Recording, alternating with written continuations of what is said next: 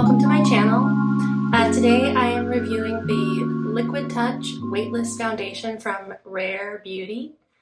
This is actually a clean foundation that for whatever reason is not labeled clean at Sephora. But if you go to the Environmental Working Group's Skin Deep database, their scale of toxicity is 0 to 10, 0 being the least toxic, and this only rates a 2.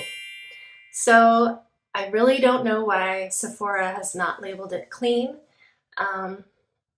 It's much cleaner than a lot of their clean at Sephora foundations. So it's a mystery to me, but I thought I would review it for you today because it is one of my new favorite clean foundations. It really does feel weightless on the skin. It gives me a nice youthful glow that I like. I really have no idea why it's not clean at Sephora. It only has 4 ingredients that rate above a 4 on Environmental Working Group. Phenoxyethanol,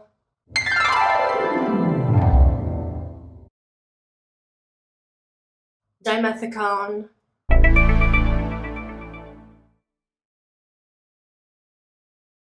PEG 10 dimethicone,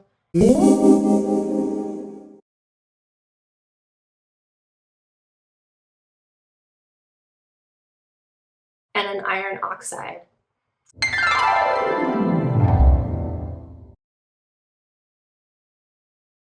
There's no fragrance in it, which is great. Without further ado, I got my foundation here. Shake it, shake it, shake it. I love the beads. You apply it with a beauty blender, a damp beauty blender, because I noticed that when I use the beauty blender, it doesn't sit into the pores on my nose. So it has this, it's close, like kind of like a concealer doe foot applicator,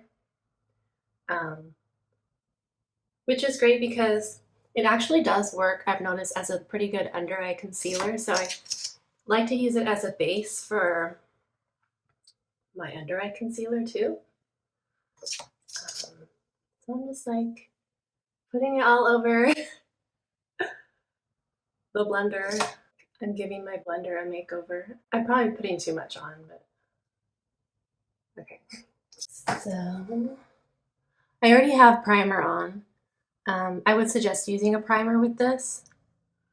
I actually got the pore diffusing primer from Rare Beauty, but after I got it, I noticed that when I looked it up, it does have fragrance in it, and its score on Environmental Working Group is actually a 6, which is a little too high for me, for my liking.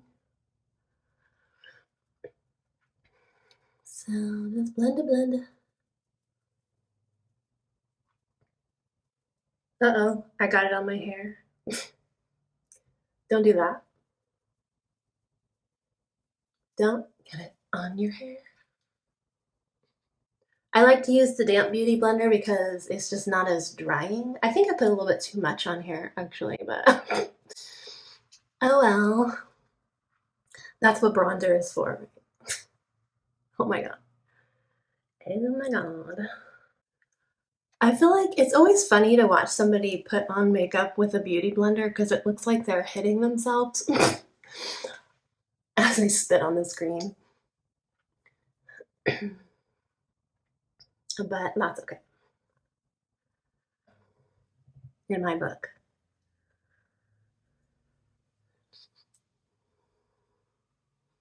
Like I said, I think I put a little bit too much on the blender, but that's okay. That's what the other side of the blender is for.